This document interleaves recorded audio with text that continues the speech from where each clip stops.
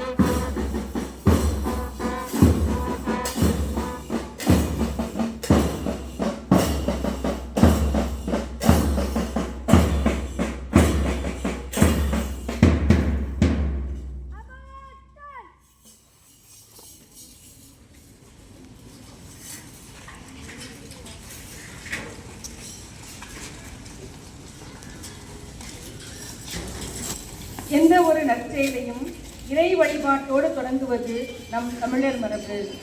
அந்த வகையில் உலக மொழிகளுக்கெல்லாம் தாயாக விளங்கும் நம் அன்னை தமிழை போற்றி பாட இதோ ஒலிக்கிறது தமிழ்தாய் வாழ்த்து.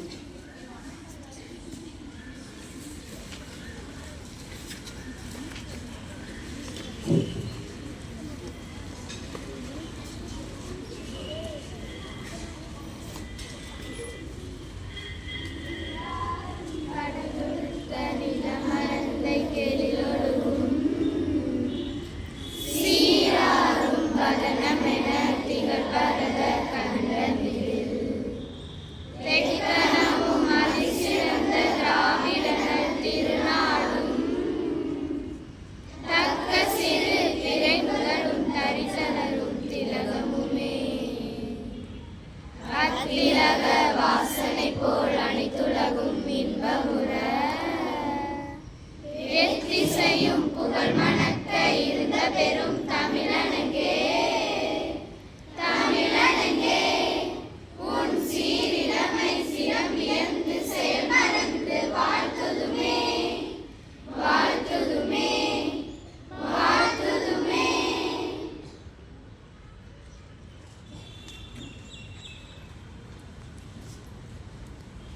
இறைவணக்க பாடல். அன்பு, அறம், அமைதி ஆகியவற்றை நமக்கு அருளும் இறைவனை வேண்டி தொடங்கும் எந்த காரியமும் முழுமை பெறும் என்பது ஆன்றோர் வாக்கு. இந்த இனிய விழா சிறக்க இறைவனின் ஆசியை வேண்டி இறைவணக்க பாடல் பாட வருகின்றனர் நம் மாணவிகள்.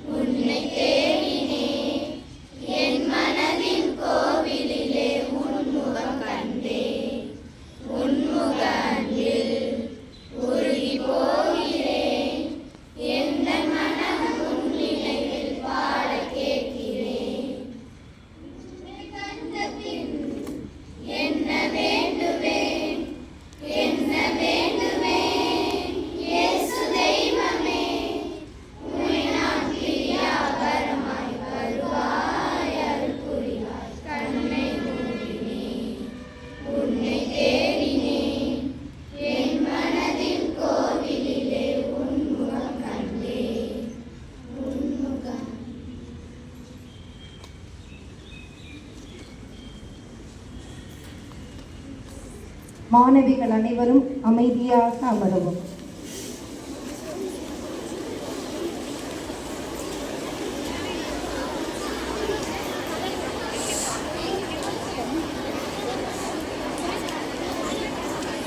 அமைதியையும் விழாவிற்கு மங்களத்தையும் தந்து இனிய இறைவணக்கம் பாடிய மாணவிகளுக்கு கரவொலி எழுப்பி நன்றி கூறி குத்துவிளக்கேற்றல். இருள் அகற்றி ஒளி தரும் தீபம், அறியாமையை அகற்றி அறிவு தரும் தீபம் கல்வியின் குறியீடு. இந்த இலக்கியம் என்ற விழா எல்லா மங்களங்களும் பெற்று சிறக்க மங்கள தீபம் ஏற்றி வரவேற்க ஆசிரியர் திருமதி மோனிகா அவர்களை அன்புடன் அழைக்கின்றோம்.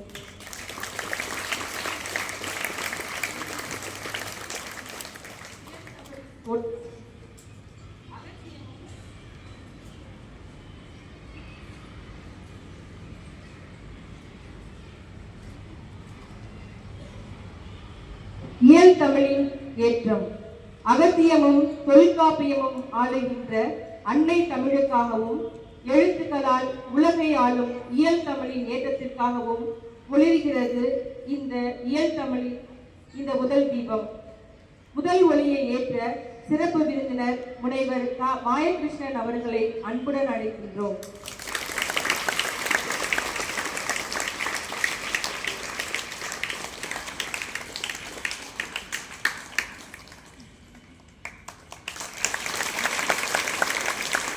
இசைத்தமிழின் இன்மை.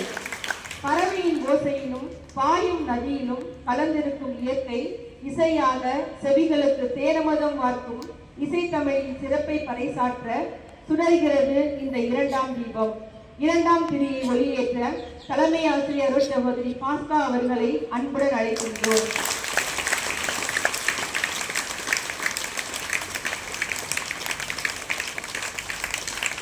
நாடக தமிழ் மற்றும் அறம் அகிலத்தின் அறமுறைக்கும் திருக்குறளாக தமிழர் தம் பண்பாட்டையும் வீரத்தையும் ஈரத்தையும் உலகிற்கு உணர்த்தும் நாடக தமிழின் சாட்சியாக விளங்குகிறது இந்த மூன்றாம் தீபம்.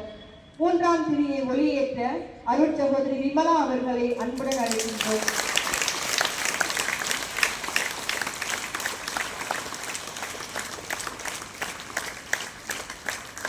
படைப்பாற்றல் மற்றும் புதுமை பாரதியின் புது கவிதையாக இங்கு வீட்டிற்கும் இளைய சமுதாயத்தின் உதிரத்தில் உறங்கி கிடக்கும் படைப்பாற்றல் வீறு கொண்டு எழ வேண்டி பிரகாசிக்கிறது இந்த நான்காவது தீபம். இந்த தீபத்தை ஏற்ற உதவி தலைமை ஆசிரியர் திருமதி சோபியா அவர்களை அன்புடன் அழைக்கின்றோம்.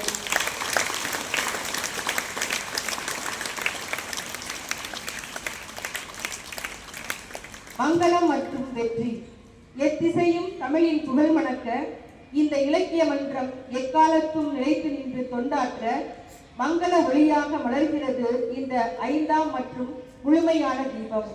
ஐந்தாம் ஒளியை ஏற்றிட மாணவி சித்திஷா அவர்களை அன்புடன் அழைக்கின்றோம்.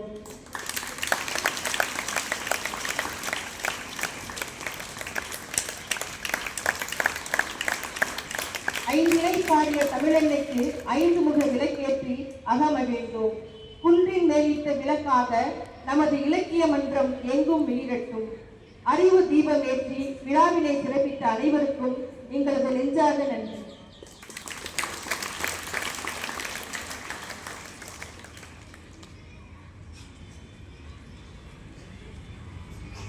வரவேற்பு நடனம் இன்முகம் காட்டி அறுசுவை உணவளித்து விருந்தினரை வரவேற்பது தமிழர் பண்பாடு. இன்று இவ்விழாவிற்கு வருகை தந்துள்ள உங்கள் உள்ளங்களை மகிழ்விக்க கண்களுக்கு விருந்தளிக்கும் கலையால் வரவேற்க காத்திருக்கிறார்கள் நம் மாணவிகள். இதோ உங்களை வரவேற்க வருகிறது ஒரு கண்கவர் வரவேற்பு நடனம்.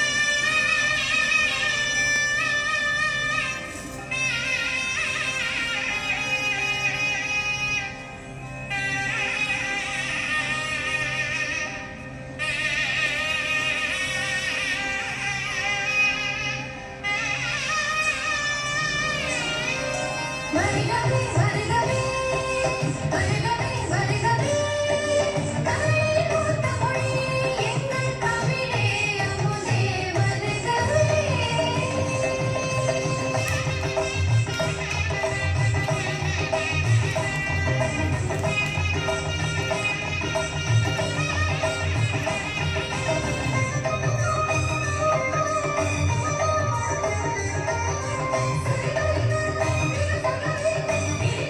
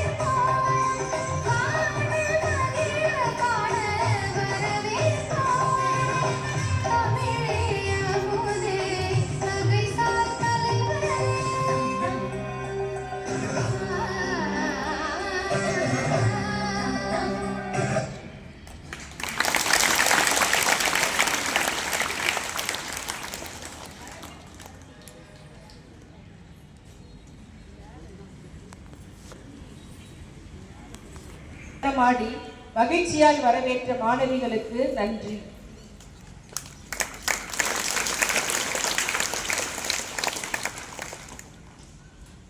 வார்த்தைகளில் வசந்தத்தை வைத்து வந்திருப்பவர்களை வரவேற்கும் நேரம் இது.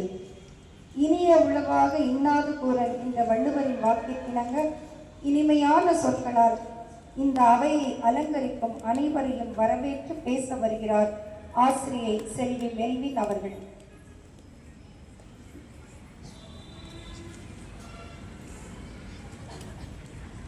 தமிழில் பிறந்து தமிழால் வளர்ந்து தமிழால் உயர்ந்து தமிழை வாழ்த்திய தமிழ் சான்றோர்களை வணங்கி என் வரவேற்புரையை துவங்குகின்றேன். அன்னை தமிழுக்கு மகுடம் சூட்டி மரபு தமிழால் சொக்க வைத்து தரணி போற்றும் தன்னிகரெல்லாம் ஐந்தனாய் விழாவிற்கு தலைமையேற்று நல்லதொரு தலைமை உரையாற்ற வருகை தந்திருக்கும் ஆலம்பாடி ஆதி திராவிடர் உயர்நிலை பள்ளியின் தலைமை ஆசிரியர் முனைவர் மாயகிருஷ்ணன் அவர்கள் மாணவர்களிடம் தமிழ் மொழி உணர்வை ஏற்படுத்தும் வகையில் தமிழ் இலக்கிய மன்றத்தினை ஏற்படுத்தி மாவட்ட இலக்கிய மன்ற ஒருங்கிணைப்பாளராக இருந்து நடைமுறைப்படுத்தியவர். நல்லாசிரியர், தமிழ் செம்மல், தூய தமிழ் பற்றாளர் போன்ற பல்வேறு விருதுகளுக்கு சொந்தக்காரரான இவரை பற்றி சொல்வதற்கு இன்று ஒரு நாள் மட்டும் போதாது. அத்தகைய சிறப்பு உடையவர்தான் நம் சிறப்பு விருந்தினர். இவர் நம் பள்ளியில் நடைபெறும் இலக்கிய மன்ற விழாவிற்கு தலைமை ஏற்றியிருப்பது சாலச் சிறந்தது. அன்னாரை விழாவிற்கு வருக வருக என இருகரம் கூப்பி வரவேற்கின்றோம். சிறப்பு விருந்தினர் அவர்களுக்கு பொன்னாடை அணிவித்து நினைவு பரிசினை வழங்க தலைமை ஆசிரியர் அருட்சகோதரி பாஸ்கா அவர்களை அன்புடன் அழைக்கின்றோம்.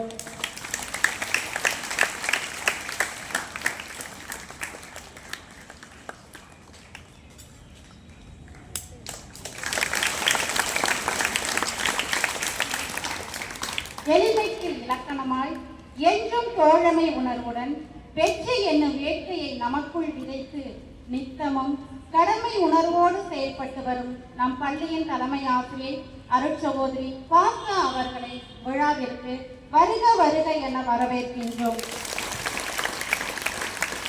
தலைமை ஆசிரியர் அவர்களுக்கு பொன்னாடை அணிவித்து நினைவு பரிசினை வழங்கி சிறப்பிக்கிறார்கள்.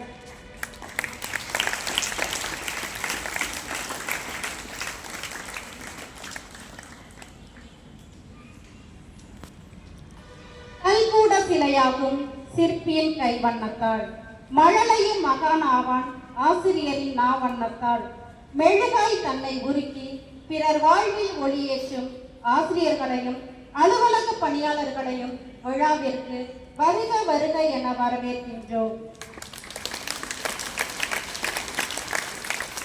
நாளைய தேசத்தின் நம்பிக்கையை சரித்திரம் படைக்க காத்திருக்கும் சாதனை சிட்டுக்களாகிய எமது மாணவிகளை விழாவிற்கு வருக வருக என வரவேற்கின்றோம். மீண்டும் அனைவரையும் வருக வருக என வரவேற்று இடம் அமர்கின்றேன்.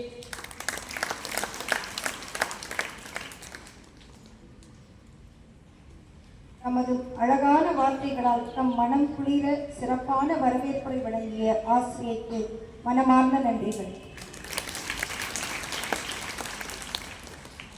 கல்வி கண் திறந்த கர்ம வீரர், படிக்காத மேதை, ஏழைகளின் பங்காளர் என்று நாம் அன்போடு அழைக்கும் பெருந்தலைவர் காமராஜரின் தொண்டுகளை இலக்கிய மன்றத்தில் நினைவு கூர்வது சால சிறந்தது. ஏழை எளிய மாணவிகளின் வாழ்வில் ஒளியேற்றிய அந்த மாமனிதனின் தியாகங்களை பற்றி பேச தன் மழலை மாறா குரலோடு உரையாற்ற வருகிறார் 6ஆம் வகுப்பு மாணவி மு. நசீரா.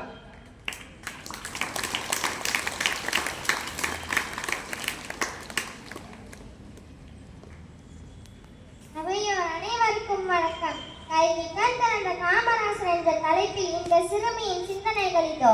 காமராசர் அவர்கள் 1903ஆம் ஆண்டு ஜூலை 15ஆம் நாள் விருதுநகர் என்னும் நகரில் தேங்காய் வியாபாரி குமாரசாமி நாடாருக்கும் சிவகாமி அம்மையாருக்கும் மகனாக பிறந்தார். காமராசருக்கு 6 வயதாக இருந்த போதே அவரது தந்தை காலமாகிவிட்டார். இவர் 6ஆம் வகுப்பு வரை தான் படித்துள்ளார். பின்னர் தனது தாய் மாமா நடத்தும் துணிக்கடையில் பணியாற்றினார். துணிக்கடையில் வேலை செய்யும் போதே செய்தித்தாளை படிக்கும் பழக்கம் ஏற்பட்டது. இவர் தனது 13வது வயதில் இருந்த போதே அரசியலிலும் ஆர்வம் காட்டியுள்ளார். விடுதலை இயக்க கூட்டங்களுக்கும் செல்வார். விடுதலை இயக்கத்தில் ஈடுபடுவதை அவரது குடும்பத்தினர் விரும்பவில்லை. அவரை திருவனந்தபுரத்தில் உள்ள மற்றொரு தாய் மாமாவுக்கு சொந்தமான மரக்கடையில் வேலை செய்ய அனுப்பப்பட்டார். அங்கும் இவரது விடுதலை இயக்க பணிகள் தொடர்ந்தன. 1924இல் கேரளா மாநிலம் வைக்கம் பகுதியில் தாழ்த்தப்பட்ட மக்கள் கோவிலை சுற்றியுள்ள வீதிகளில் நடக்க தடை இருந்தது. அந்த தடையை நீக்க தந்தை பெரியார் நடத்திய சத்தியாகிரகம் போராட்டத்தில் காமராஜர் கலந்து கொண்டார். 1940ஆம் ஆண்டு தமிழகத்தின் காங்கிரஸ் தலைவராக பதவியேற்றார். பின்னர் 1954ஆம் ஆண்டு காமராஜர் தமிழகத்தின் முதலமைச்சராக பதவியேற்றார். காமராஜர் முதலமைச்சராக பதவியேற்றதும் முந்தைய அரசால் நிதி நெருக்கடியின் காரணமாக மூடப்பட்டிருந்த 6000க்கும் மேற்பட்ட தொடக்கப் பள்ளிகளை உடனடியாக மீண்டும் திறக்க உத்தரவிட்டார். கல்வி, தொழில், பொருளாதாரம், விவசாயம் ஆகிய பல துறைகளில் தமிழ்நாடு முன்னேற்றத்தை கண்டது மற்றும் பல்வேறு நலத்திட்டங்களை கொண்டு வந்தார்.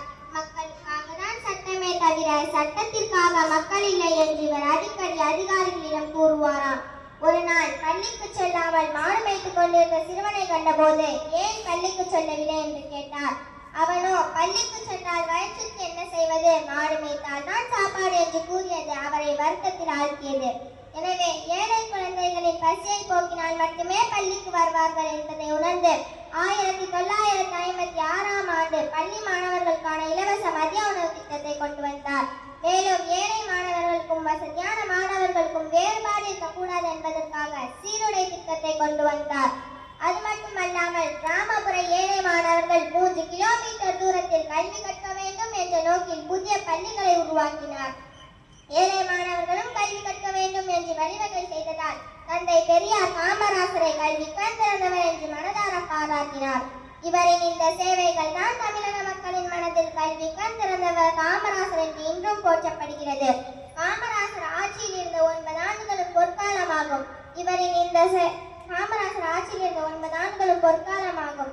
1963இல் காமராஜர் தமிழகத்தின் முதலமைச்சர் பதவியில் இருந்து விலகினார். பின்னர் 1975இல் காமராஜர் அமரரானார். படிக்காத மேதை காமராஜருக்கு பாரதி ரத்னா பட்டத்தை அளித்து இந்திய அரசு பெருமைப்படுத்தியது. காமராஜர் இந்திய விடுதலை வீரர்களில் ஒருவர். உழைப்பால் உயர்ந்தவர், ஏழைகளுக்கு இறங்கியவர், எளியவர், துயர் துடைத்தவர், அரசியல் மேதையாக திகழ்ந்தவர், அரசியல் துறவியாக வாழ்ந்தவர் என்று கூறி காலமோ சுருக்கம், கருத்தோ பெருக்கம், இனியும் நான் பேசினால் ஏற்படும் சுணக்கம். பேசி முடிக்கிறேன். நன்றி, வணக்கம்.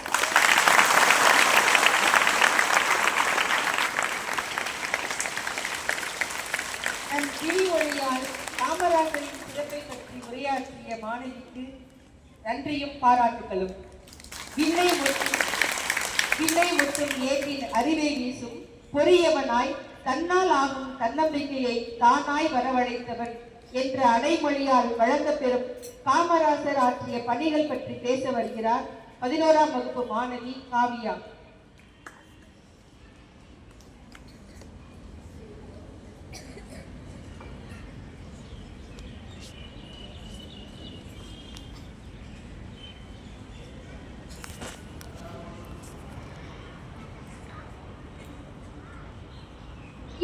இசை நாடகம் என முப்பரிமாற் கொண்ட முத்தமிழுக்கு என் முதற்கண் வணக்கத்தை